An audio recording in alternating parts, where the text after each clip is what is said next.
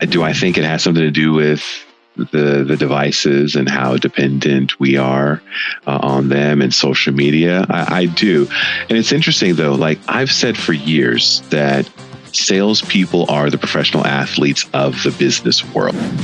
Ready to ignite your sales career and become an unstoppable closing machine? You've tuned into the Sales Pro Edge, the podcast that fuels your sales success with cutting-edge strategies, insider secrets, and a winning mindset. Now, I'm your host and sales expert, Stephen Tierney, and I'm here to guide you on your journey to the top. And today, I'm joined by sales expert Michael Mason, who's here to share his expertise on sales and mindset. So, get ready to elevate your sales game, crush your quotas, and become an elite sales pro. This is the Sales Pro Edge. There we go. Michael Mason, welcome to the show. Steve Tierney, thanks for having me. Oh, more than welcome. I couldn't think of a better guest for the first launch of the show. So I'm honored. I am. I appreciate the invitation and happy to be here and to provide some insights. Excellent. So do you want to just kick off the show by sharing with us a very quick introduction of yourself and probably how we met? Just very quick.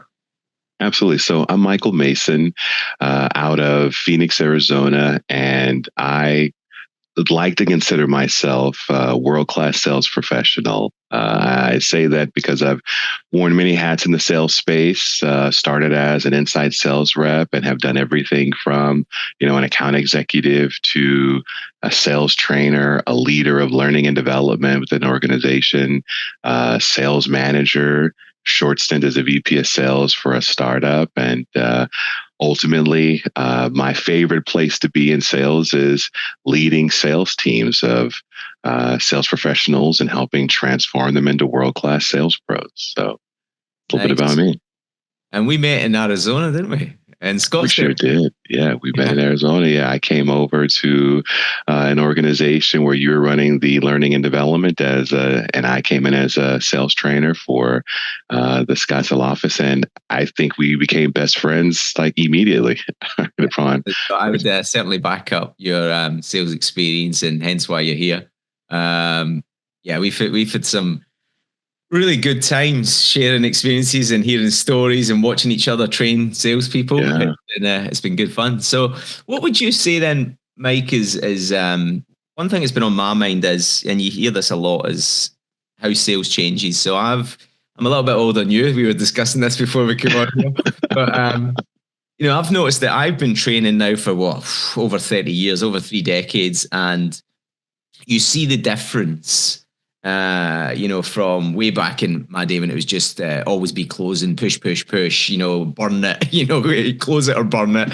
Obviously, it's developed over the years with all different sales methodologies and, consultative selling and things like that. But what would you say is the main things that people need nowadays, or the main things that have changed nowadays in modern day selling, even if it's in SaaS or anything in general, really? What would you say is the key things they should be working on now to be successful in today's selling?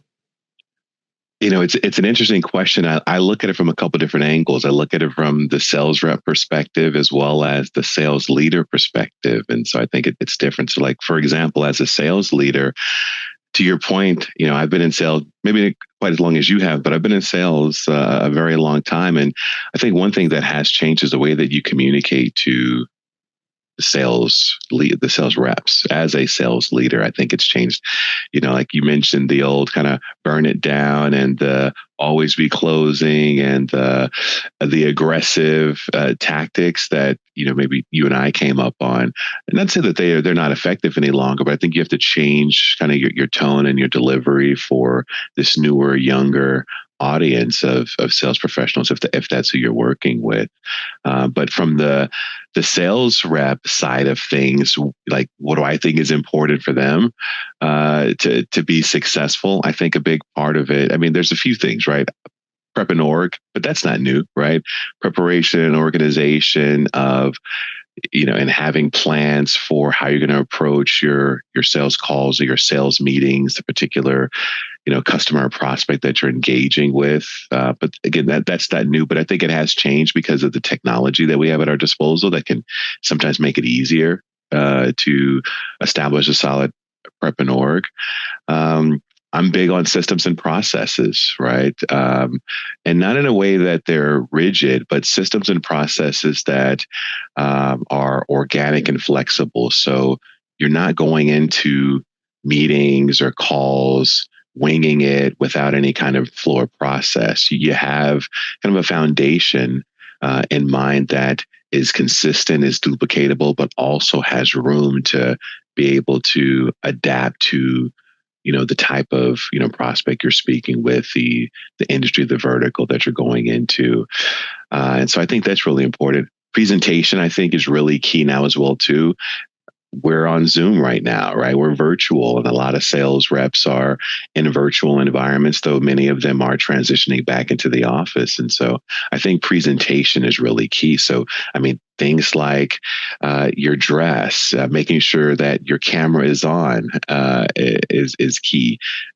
Your voice, good sound equipment like we're using here. I think these are all things that are really important that the best salespeople are currently doing at the moment. And then I think if I had to give it one last thing, and I'd love to hear your side of it, is as a sales professional, just being very passionate about sales and providing a world-class sales experience, no matter whom you're talking to, right? Whether you feel like they're qualified or unqualified, or if they're just kind of kicking tires, or if they're ready to buy right now, regardless of how they're coming in. Consistently being world class so that you don't develop bad habits and get complacent, and then that eventually will take over. But those are my thoughts. I'm curious to hear what you think.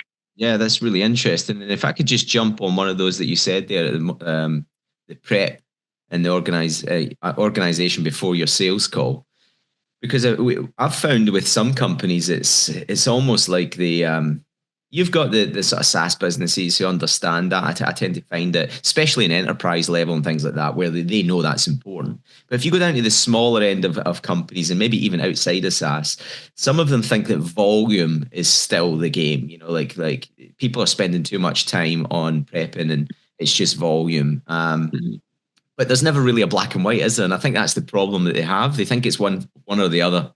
Right. They should be doing, some prep. Oh, we can't be doing prep, Stephen, because it takes too much time, and they'd be best to make another call. And I'm thinking, well, that's probably just because they're taking too much time on the prep. It's never black and white. It's like, so it's like, I believe that, I'm with you on that they should absolutely prepare. I mean, you'd be crazy not to prepare in today's environment when you have so many tools at hand, and you have LinkedIn and all the social media things telling you so much information about the companies. But I think people are worried about the sort of gun shy, I like to call them, people who spend about 4 minutes trying to prep something for a call where all they need is under 30 seconds really. Sure. And then you obviously, as you go up the ladder and the enterprise level and the importance of the people you're speaking to in the call, you might need a little bit more. But yeah, it definitely is something. And I still see some really people more in the telecoms industry at this moment in time, telecoms, that are still stuck way back in the days, just do 300 calls. Well, it's not really as easy. They shouldn't be doing that. And we know from training telecoms over the years that you should be doing, if you're booking for appointments, you should be doing about 160 calls, because there's a technique to it, and there's gaining information in your call. If you're just doing 300 calls, you're just burning through data and trying to just get hold of a decision maker. Right. And it doesn't progress anything really. I'm interested to speak to you about, I know that you'd mentioned there about the tools available now, and especially in prepping and things like that. Was that something what I was saying, or is there other things that you guys use there that you've seen? Because I'm curious to know, like, over the other side of the water, it's always everything comes from America. And I'm curious to know what you are using there and what you find effective. Yeah, on the like the tech side of things. Yeah. There are so many, especially with AI, and ever since kind of Chat GPT launched, there are so many AI based tools and technologies that are out there. I will speak on the tools that I use most often and frequently, and I encourage my sales reps to use as well. And one of them I just mentioned, right, is ChatGPT. And then I also use another tool called Google Notebook LM. And I use them for very specific purposes, like on the sales and the business side. Um, Listen, I run things like, my sales pitch or my strategy for a call that I have. I'll run it through there for kind of strategy and insights and just to get its perspective. It's funny. I almost use ChatGPT like I'm going to have a conversation with like my manager or my coach just to give me some perspective, make sure that, it's sanity checking what my plans and processes are. So, I mean, I use it for, strategy and development. If I've got a weird kind of a situation, I'll ask it, what are some ways to kind of work around and through it. On the prep and org side, right? Going back to, again, spending, 30 seconds doing some, research and planning on a prospect or a business that you're about to have a demo with. You can plug in the name of that company or the link to the website and ask, ChatGPT to give you some insights on the company and challenges and things like that. And it'll spit out some good stuff that you can use for as reference points to frame your questions and your problem solving strategy. And again, 30 to 60 seconds, which isn't much time at all. I also use it for like communications, right? So optimizing my emails, making sure they're clean, they're professional, or they're very personable, summarizing follow-ups and next step meetings. So details for email. So I use it a lot for just, cleaning up my email copy, making sure it's nice and neat in that regard. I also use it for... You give us an example. Say that again? Could you give us an example of cleaning up your emails and that? How would you? Yeah. So, like for example, let's say I've had I had a demo with a prospect, and we've got some pretty defined next steps, right? So, next steps might include they need to have some internal conversations with these specific departments over the next week or so. We've got a follow-up set for a specific day and time where we're going to reconnect or do another demo or meeting. I have some things on some deliverables on my side that I need to provide them, whether that's data sheets or pricing or customer testimonials, things like that. I can plug those details into ChatGPT, say, hey, I just had a meeting with prospect X, meeting went well. These are their challenges that they had. Here's what they're most interested in. Next steps look like this, yada, yada, yada. Summarize that. Put all that in a nice summary, wrap-up email to send over to my prospect. And boom. What would have taken me probably 20 or 30 minutes to piece all that together, myself, word for word, is done in, 10 seconds. And then I go through it and maybe clean it up and make some tweaks and adjustments to it. And I always recommend sanity checking the AI itself as well. Yeah. And there you go. I've seen reps solve customer escalations using a tool like ChatGPT. Those are just some of the few ways that it can be used. And I encourage, if you're in sales, you should have the paid version of ChatGPT at your disposal. One thing I will say is this: I worry sometimes that people may become too dependent on the AI. And so I recommend always, again, doing a sanity check of whatever it does provide you. Make sure that it's in alignment with, the message you're trying to deliver, or, the outcomes that you're looking for, and don't just copy and paste. And was that, you mentioned there about copying their link to their website and putting it in there, and you just ask it something, do you just get it? Yeah, absolutely. You can ask it, give me a summary of this business, what are their key challenges? And then you take something like, okay, here's a common one I've been using as of late. So let's say I've got a meeting with a CEO of a bank, for example. I'll plug in there. I have a meeting with the CEO at such and such bank. Here's the link. What are some of the challenges that a CEO of a financial institution would have that is in alignment with our products and services and how we could best help them solve those problems. And it'll create, 3, 4, 5 different kind of angles and strategies. And I can, based on what I know about that person or that business, I can kind of pick and choose what directions I want to go in my meeting with them. So yeah, that's one way to use it. Yeah, that's certainly the tools are there nowadays, and I've said that to people that it's it was the old thing about the technology is there to be our servant, not our master. 100%. And it's just getting, as you said, making sure that you're not dependent on it and overusing it, but using it in the right ways could save a lot of time. And as you know, when you're a sales rep, then you time management is a huge thing. It's not wasting too much time. It's maximizing your time. It's being smart, but having that work ethic as well. Good. So what would you say is what are the top? This is certainly one of them, using the right technology. But what would you say the top salespeople are doing at the moment there? What are the elite people doing, and what are they doing right? Now, that could be anything. I know we've got all different manners of skill set and mindset and technology, but what are you noticing? And I'll let you think about that as I share with you just one thing on going way back, before we met. I think that was what year was that? Was that about 2016, 2017? Yeah. Yeah. I was in Atlanta, and I was there on a mission to find out what for me, what the best were doing within that company. And the one thing that I noticed that the best were doing, and he even shared this with me, the chap who I was speaking to at the time, he was one of the top sellers in the whole company. He says that the tool does so many things. He says, but I do not sell all of those things.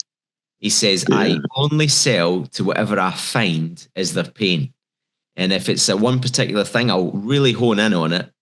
And see if this can cure it for them, if this can provide the solution, I'll hone in on that. And sometimes he might not even talk about other things. He'll just quickly brisk over it and say, "There's loads of other stuff here, but this is your main thing that you're looking for." Whereas the others were going through a sales process, loosely on all the things. It was almost like they were doing a slideshow of this part here. Now moving on to this part here. This is this part here. And moving on to this part here. So that's the one thing that I noticed way back, and I still think it happens today. But way back in 2016, 2017 was that the best salespeople weren't selling every single bell and whistle. They were selling to the prospects' problems and selling the solutions, really honing in on that. So I agree with you 100%. Yeah, when I think about the best, the world-class sales pros, as I call them, that I work with and that I'm familiar with, they lead with understanding the prospect's why, right? What was it that inspired them to reach out to us, right? To schedule this meeting with us. That kind of frames the entire conversation. Is what was their why for agreeing to this meeting, showing up on the Zoom with me this morning or this afternoon, and really understanding what that was, and then leading with the problem that exists and that reason for them coming in. So it goes back. I think we're speaking the same language here. It all goes back to figuring out what is the problem the prospect is trying to solve, or the goal that they're trying to accomplish, and then focusing your product, service, and solutions on that, as opposed to showing them all the 20 features and functions of your solution. Really dialing in and focusing in on those specific things that your service or your tool or your solution does that are directly tied to the problem that they're trying to solve. I think that's that's the biggest thing that the top salespeople are doing. Because I think about it like this too. I think we're in a time now where businesses, they're very intentional in the way that they spend and the way that they allocate their funds on tools and technologies. I feel like now more than ever over the last few years, mission critical services and solutions are are going to take precedent, right? And so I think we're out of that. We're not in a place where companies are buying nice to haves; they're buying need to haves. Yeah. Oh, sorry, I think my video went off. And then the other thing is they're doing their due diligence behind that as well.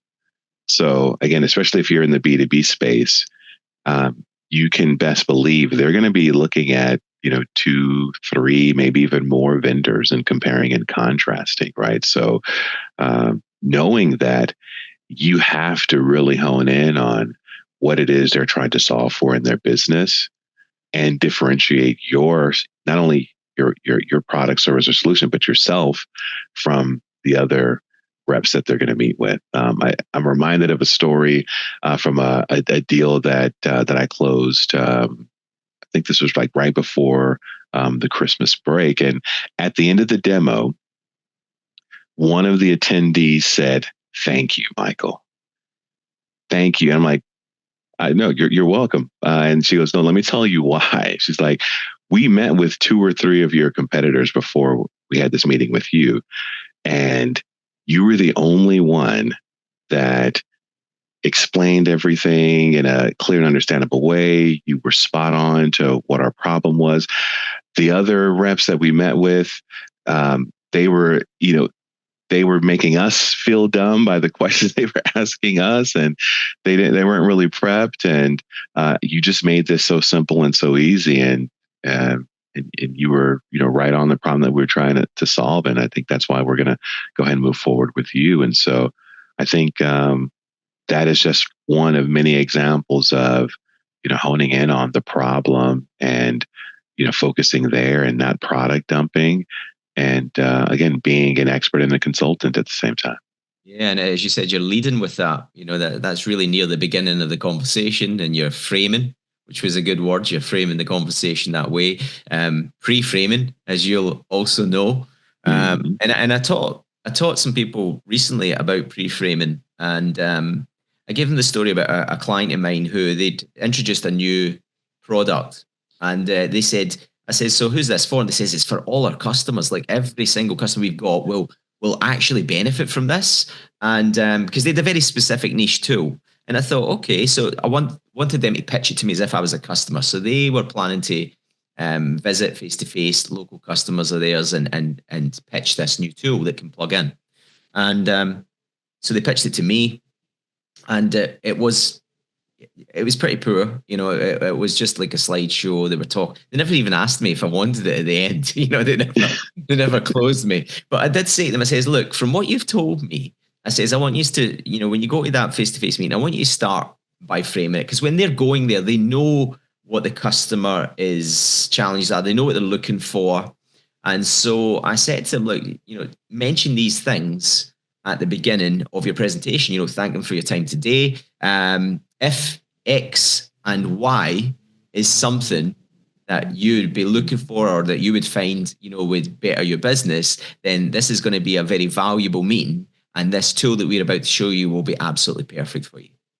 And so it was just pre-framing, the thing before they even start the conversation. Yes. So interestingly, what you were mentioning about framing the problem and everything like that. And I know that some people will qualify their own leads.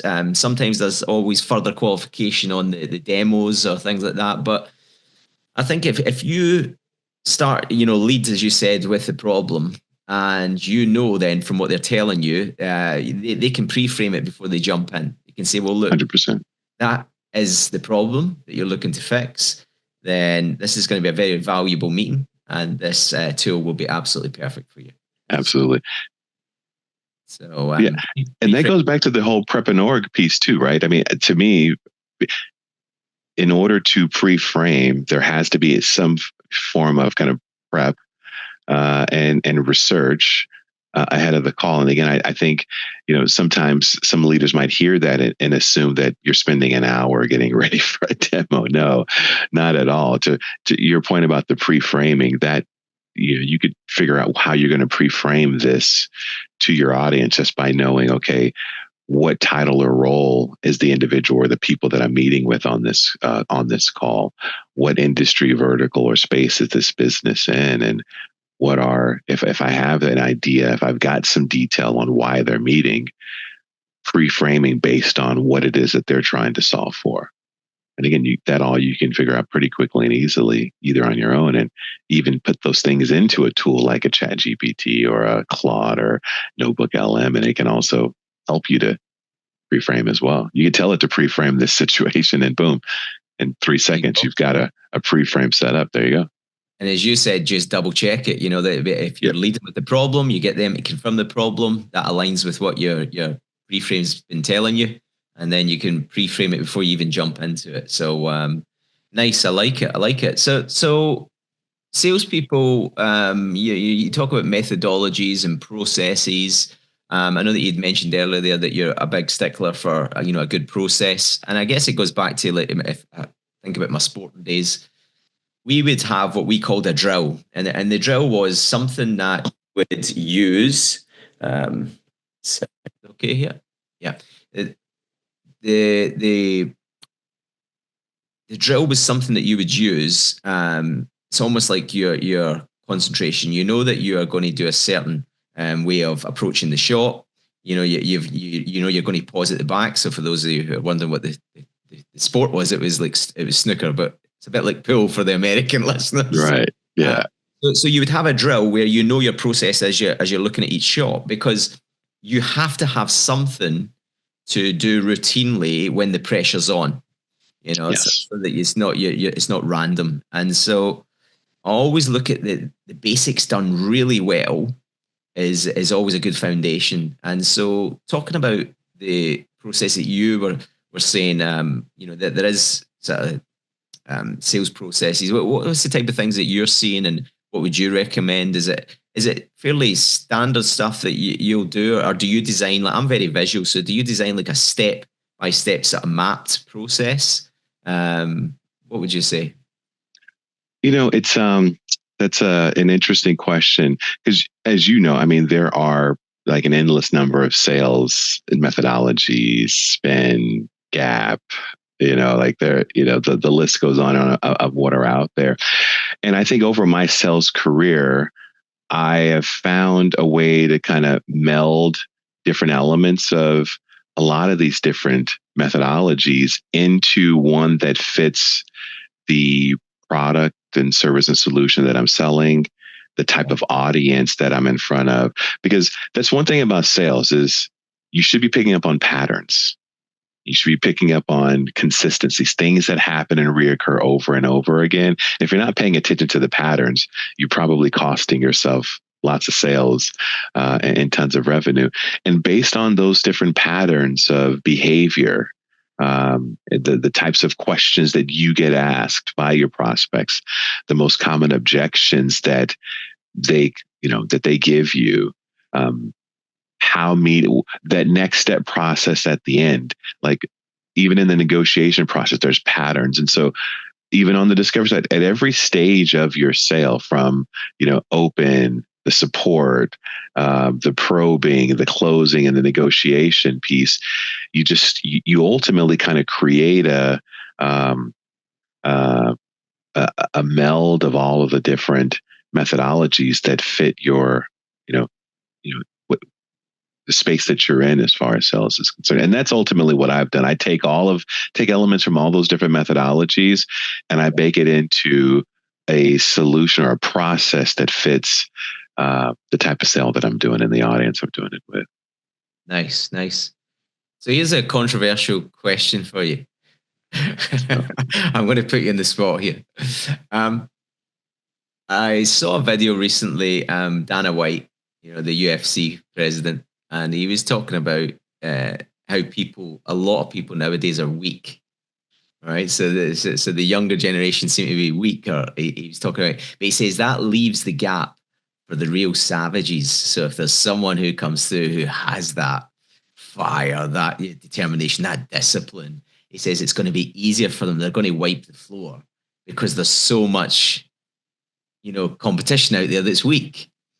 So here's my question to you. Are you noticing that in sales today with the younger generation? I don't want to ask you, put you on the spot and say, would you say that they're weak? But are you noticing something that that needs to be changed by what they've been through? Because here in the UK back in 2020, they had to go through COVID and all of these things, and it took a lot of people out for a year. Their conversations are now on Snapchat and all of these kind of things. So, I mean, very, very recently, my daughter turning 16, we had to help her find a job while she's at college. And she was just going to do what most people do, which was, I'll just send an email with my CV. And we says, well, it's local. Go up there, walk in with your CV and let them see you and let them, speak to you and see your personality. And she was like, oh, no, I don't know. I'll just send an email. And I say, it's like my wife walked up with her. She went in there, she handed in her CV, she spoke to them and she got the job, and so are you noticing differences in communication skills we're not talking, experienced salespeople now, we're talking the new people coming on board in sales. What are you noticing? I am noticing a difference, yes, with the younger generation of sales reps for sure. And do I think it has something to do with the devices and how dependent we are on them and social media? I do. And it's interesting though, like I've said for years that salespeople are the professional athletes of the business world. That has just been like a motto of mine. And I associate being in sales as like being a professional athlete. A lot of the things that like the behaviors are very similar. And going back to your point about Dana White and the weakness, I do think that the passion for sales isn't quite there like I've seen in years past and in generations past today.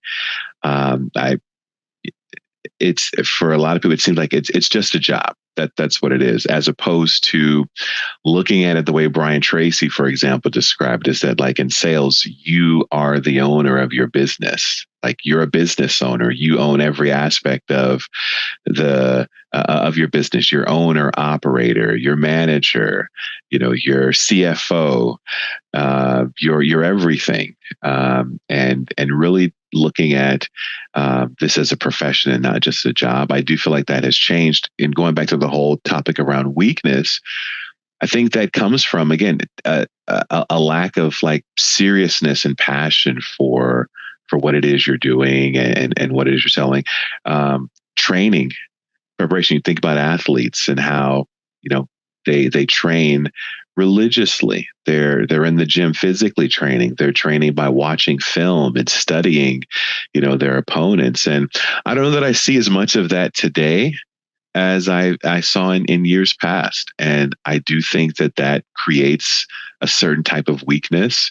And on the flip side, for those of us that are still training and prepping and doing all the trust in the process and doing all the things that we've done over the years of our career, I do think it sets us apart. And it does create a path for those that are really still getting after it, to be light years ahead of everyone else that is complacent and okay with mediocrity, and are just comfortable kind of giving up after one no. Yeah, and for it's example. There's a lot of hybrid working nowadays. So for me, that seems even tougher. I mean, you have to be even more disciplined, and you have to even be more ready to knuckle down, manage your time. It just seems too easy to kind of not do that when you're working from home. No, 100%. And I've got a hot take for you back now, right? My hot take is this: sales is hard. Sales is difficult.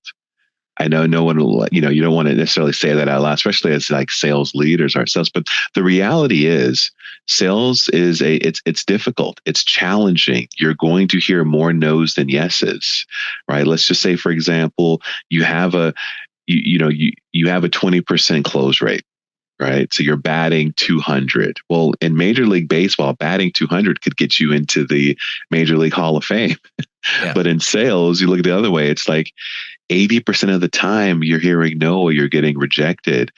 And that can wear on someone mentally and emotionally. So you do have to have, it's so much more than, having a sales process or a system in place. There's a mental and an emotional element and a mindset element of sales that also separates the weak from the strong, right? The top from the bottom, the average from the exceptional.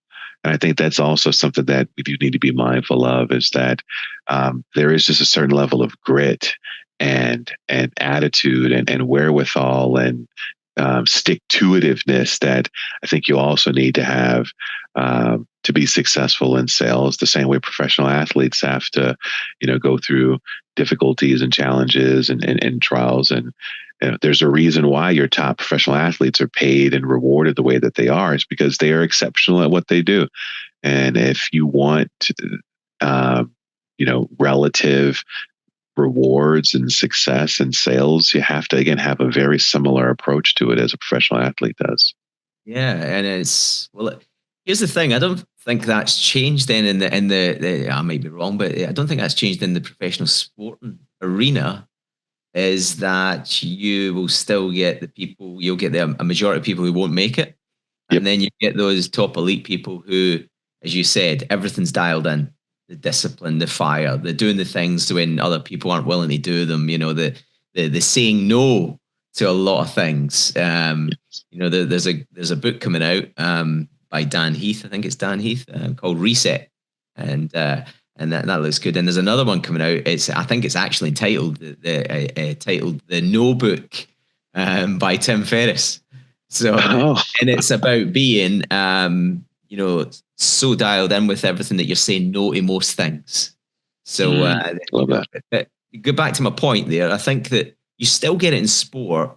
So I guess you must still get it in sales, but it just feels to me, and I mean, maybe I'm just getting old, but it feels to me that when I was young and grew up in sales, it was that there was nowhere to hide. You were on a floor, there was loads of competition. It was harder, and leaders were harder, and, some crazy stories. I'll come to one in a second, but it was a lot tougher, I feel. And I think that bred us to be a lot tougher as well. You grow up in that environment, you know that you're going to get a lot of no's, but you've got to battle and you've got to fight hard. And, I remember in a call center in my early 20s when I was trying to push for a reward was like, I think it was the top, so many people were going to New York or something like that, the quarterly reward. I was pushing so hard, and the center was open from like, I think 7 a.m. to 10 p.m. at that point in time. And there was people in there from 7 o'clock working right through to 7 p.m., 8 p.m. And their hours that day might have only been like 11 to 7, but they're in there early and they're pushing for that prize. And I don't know. I just don't see as much of that nowadays. I see, and whether that's right or wrong, I don't know. But I just feel that if you want to be the very best, the elite, you want to be super successful, work your way up the sales ladder as fast as you possibly can. And it can be done. And there's some incredible money can be made in sales. Yes. Then I just feel that you need to stand out and you need to be different and you need to do all of that. But I just don't see it. I just don't see it a lot of the time, if any. 5 o'clock comes here in the UK or whatever time it is, and it's like that everyone's on. The chairs are spinning. Yeah, they are. Right. Maybe we can learn something from them. I don't know, but that's what I'm noticing. I mean, what do you notice over there? Because for me, America's like really. You'll be able to answer this, but I experienced America as they look up to salespeople. It's a really rewarding thing in America. A good salesman is really, bigged up in America. I feel more than in the UK. And I feel that you'd be better rewarded in America a lot of the time than in the UK.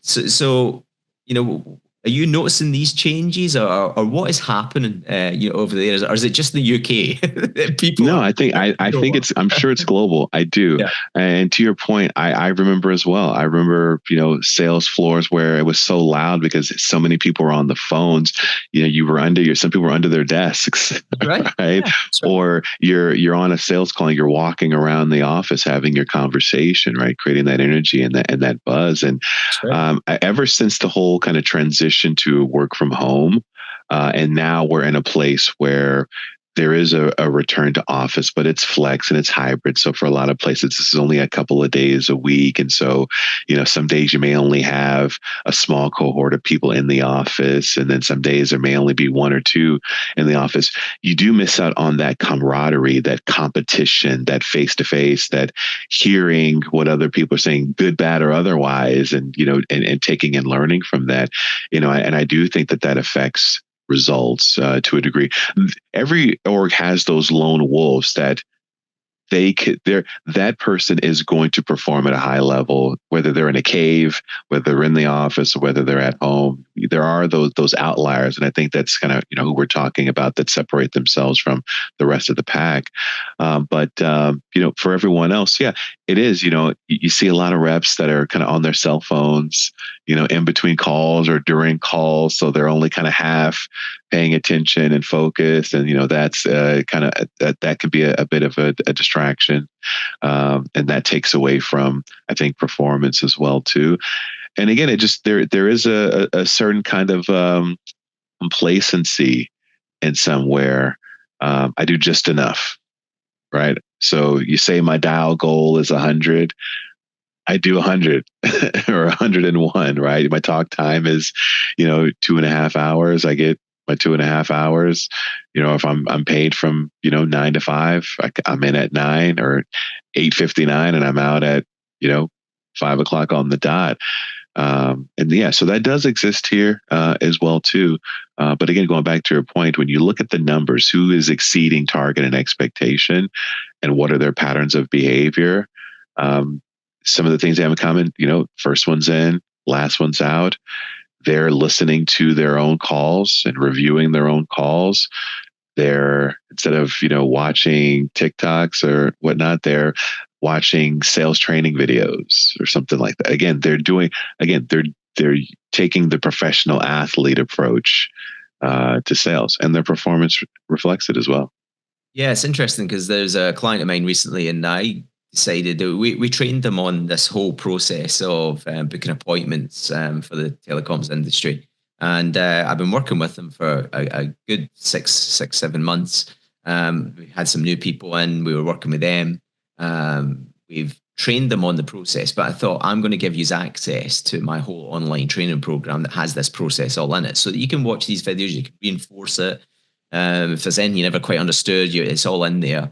And I had them say, well, one chap said, that's great, I can actually listen to this on the train on the way in. It gives me something to watch, that's useful. I says, great. The other one says, oh yeah, I'll have to get into it. Unknown to them that I could see how many times they've accessed it, what they've watched, and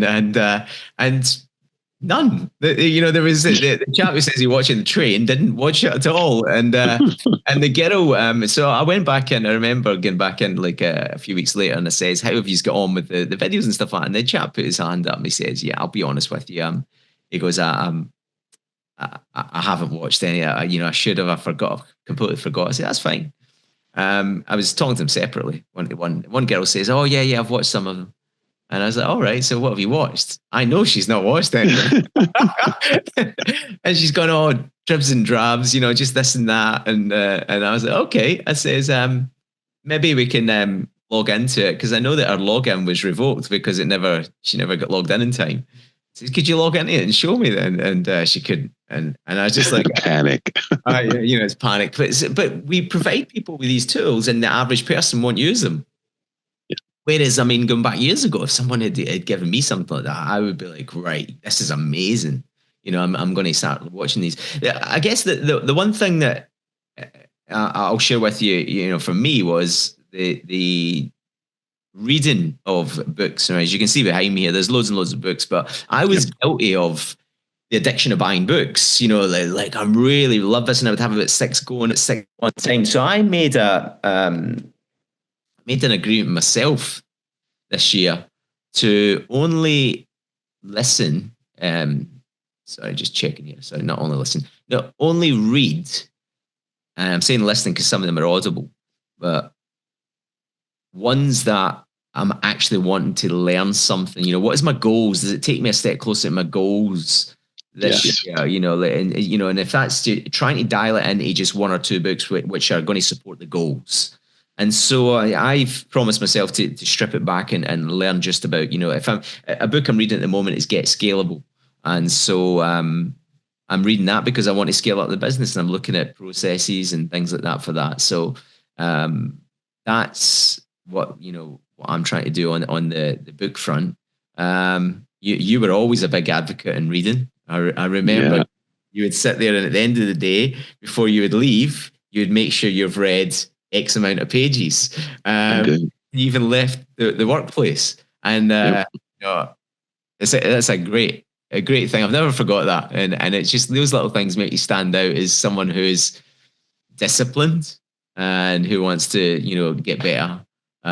So what's your, I guess my question to you is, Mike, books, recommendations, what you've reading over the past few years that's really been a good thing, and what you doing at the moment for your bettering yourself.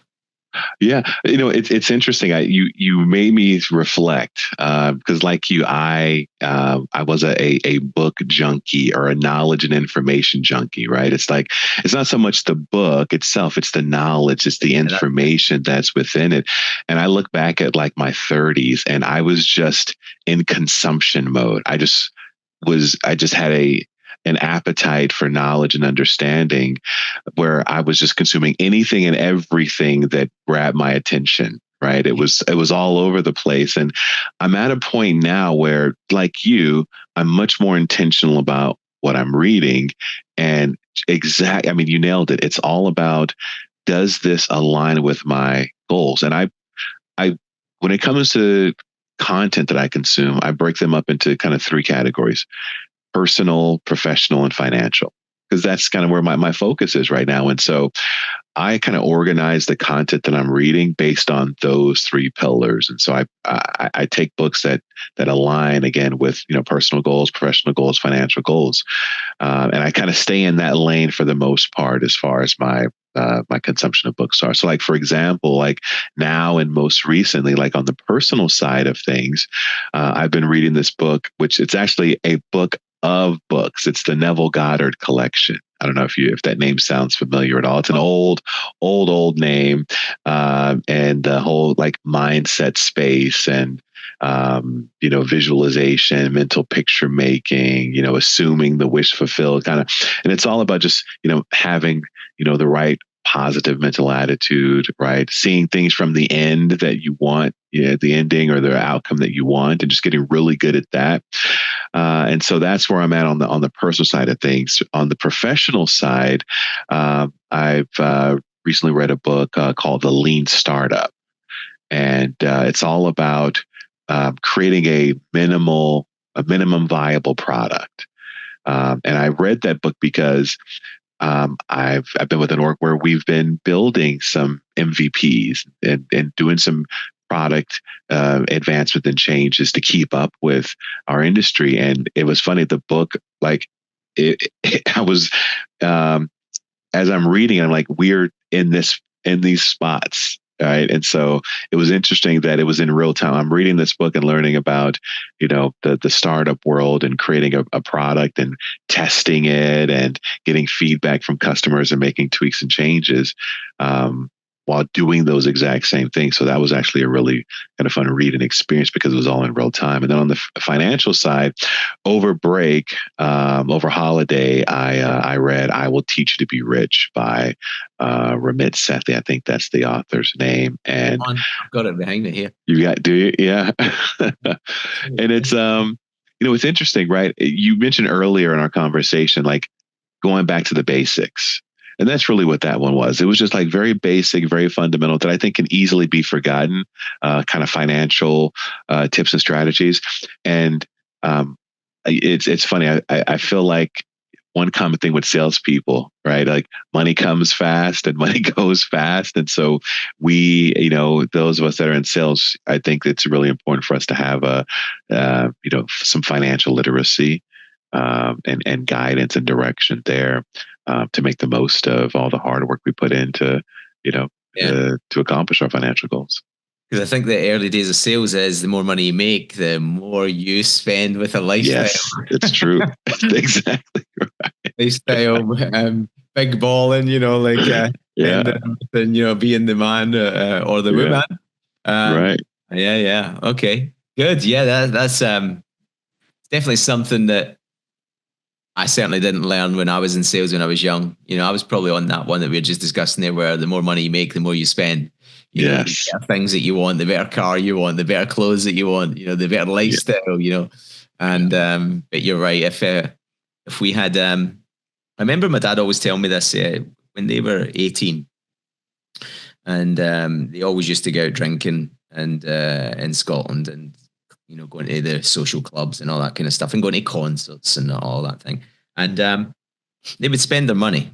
And there was one guy, he always mentioned them that he used to say no to everything, and they thought he was a bit strange, a bit of a recluse and this and that. And that one guy who said no to everything, well, most things that they'd said, I think he retired at 40. And he drives a Ferrari, and he's got multiple businesses now in Malta. My dad's in his 60, late 60s now, and there was a guy that from when they were going out at 17, 18.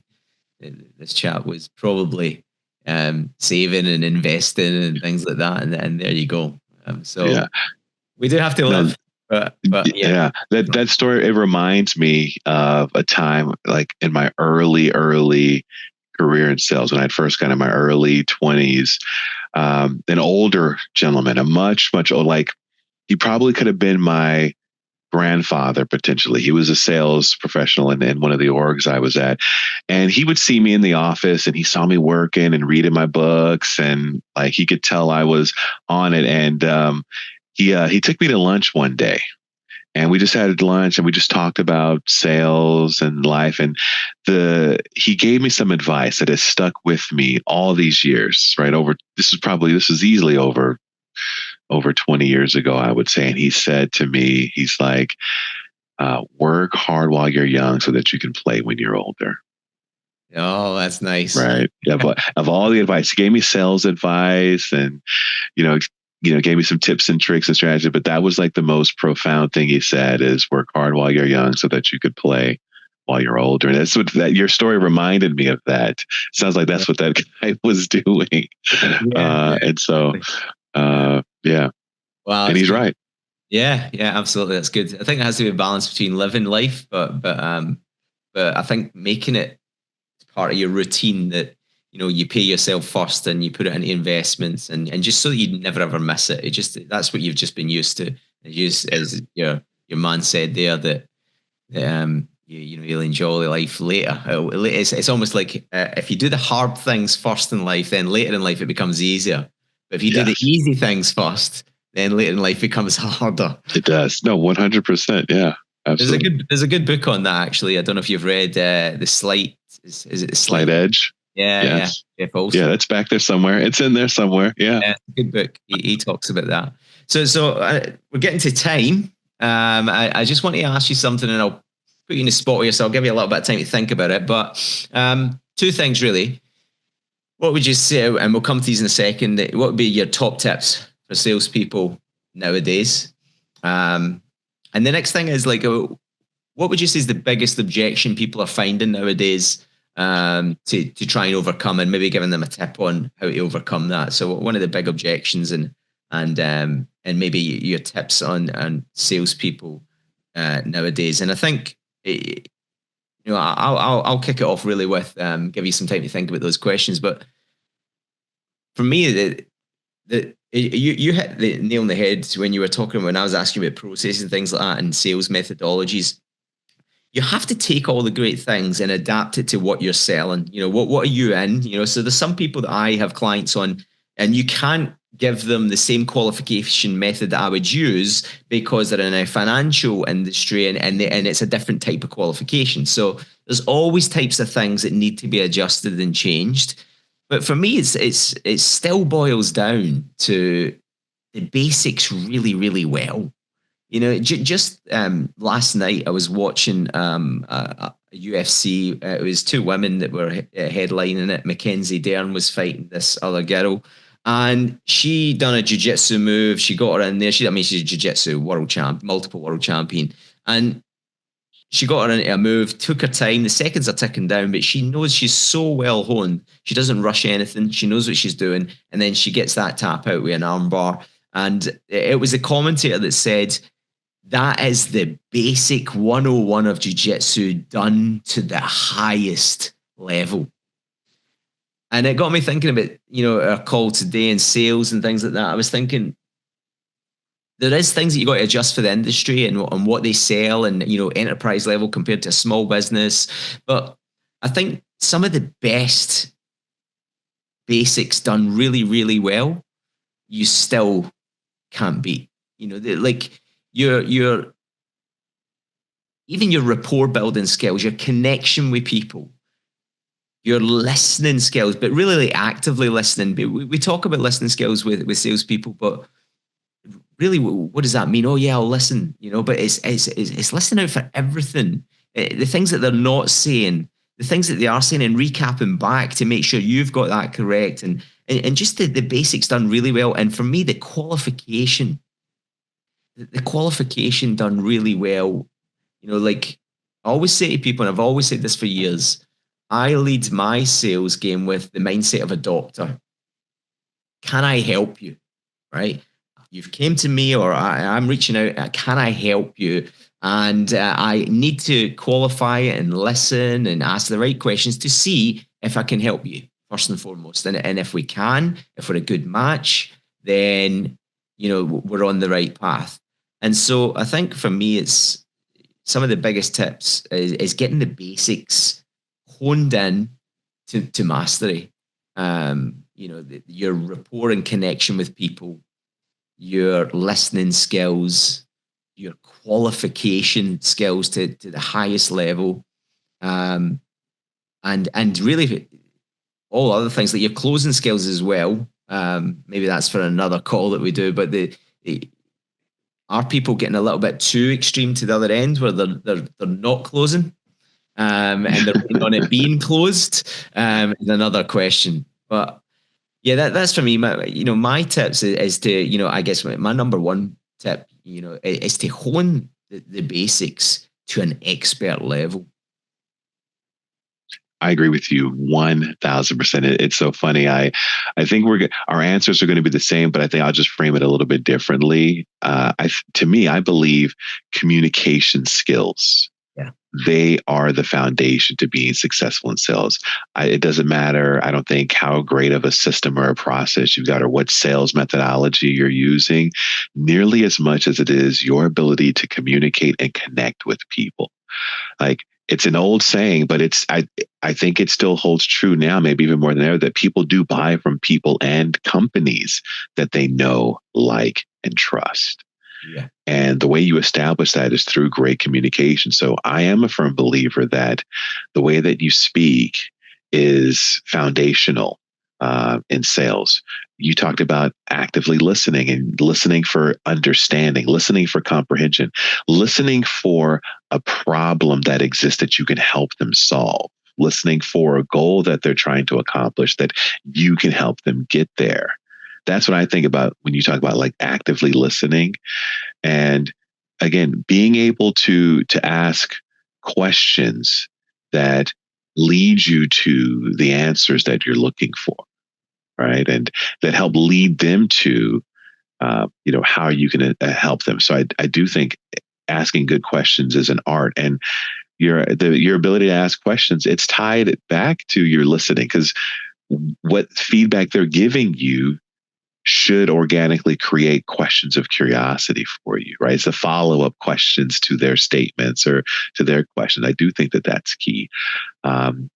Being consultative, framing things in a way that it makes sense to move forward. And that's a communication skill in and of itself. Being able to say, okay, Mr. Customer, I hear you saying this is the problem that you currently have, or this is the goal that you're trying to accomplish.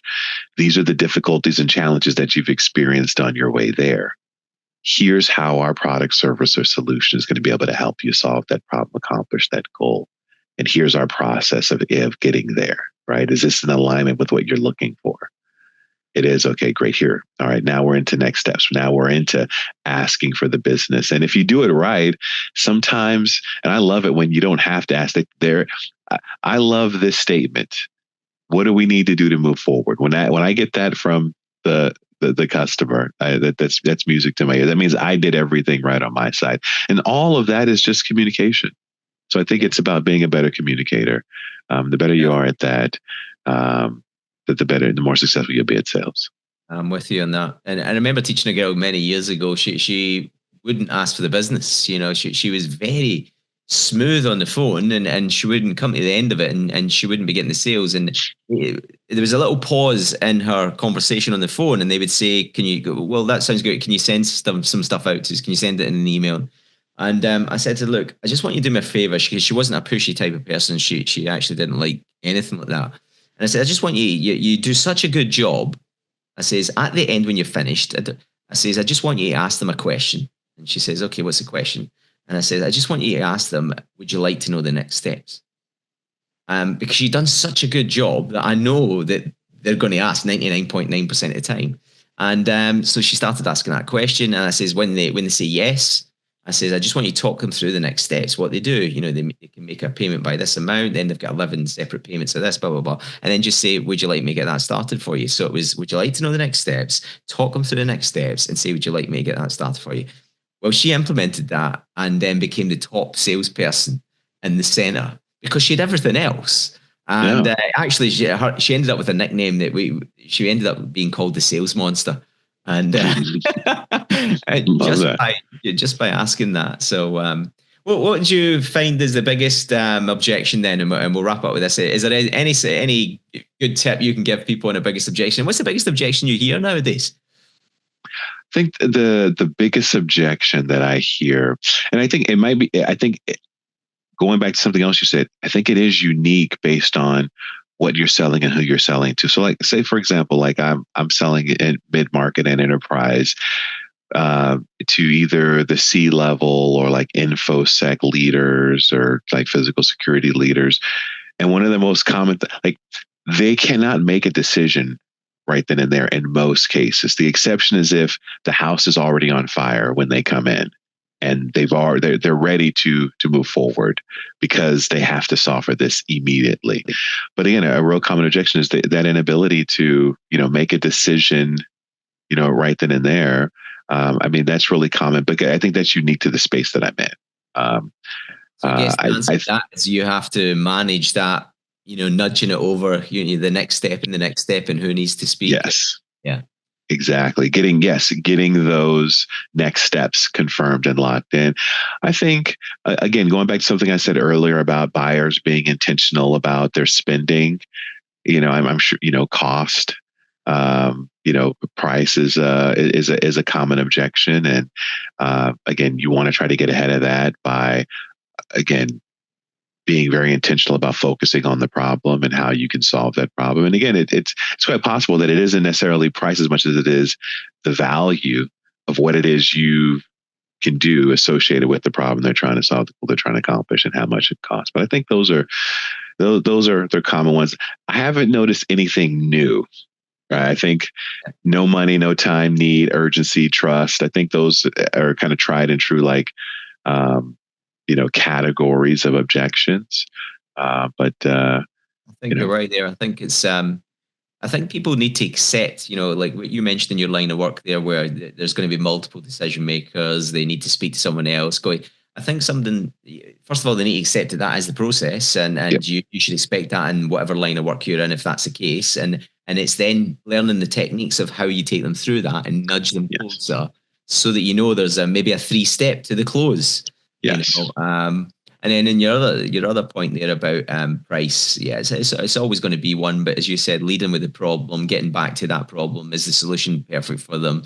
And contrasting, if they don't do anything, and contrasting, the I guess the cost of the product against the cost of it, curing that solution, so I think you're right. Those are some of the main ones that I've noticed as well. So if I had to throw one more in there that I think it's associated with price too, is how do you differentiate yourself from your competitors, right? Because again, in the B2B SaaS world, no matter what product you sell, there are an unlimited list of other vendors that do what you do, or some variation of it, right? And so you're going to have to overcome that objection of what makes you different, what makes you better. Why should we go with you when you have a competitor that is less expensive and claims they can do the exact same that you can do and do it better and faster, right? So getting really good at that, I think, is also something else I would suggest working on. Fantastic, Mike. It's been a pleasure. I've overrun, but thank you for your time, and thanks for some insights there. It was really, really cool. We'll need to keep this going, get back in touch with you every few months or so. We'll do this again. Share some new insights. Share what's happening with you in the sales game and what's happening with me in the sales game. And is there anything you would like to promote, or anything you'd like to say at the end of this? Promote, not at this point in time. I would say this though: if you're a sales professional and you're looking for some guidance, instruction, teaching, training, feel free to reach out to me on LinkedIn. You can find me under Michael Mason. I'd be glad to help. Even though I'm in more of a sales leadership role now, I'm always coaching, I'm always training, I'm always developing, and open to helping salespeople become elite, world-class sales pros. Nice, and I can vouch for you that he is one of the best to actually learn from. So there you go. Reach out to him. I'll put the links and everything on the podcast. But Mike, thank you so much for your time. And we'll catch up very soon. That's a wrap on another episode of the Sales Pro Edge. We hope you're walking away fired up and ready to crush your sales goals. Remember, the journey to sales mastery is ongoing. So keep learning, keep growing, and keep pushing your limits.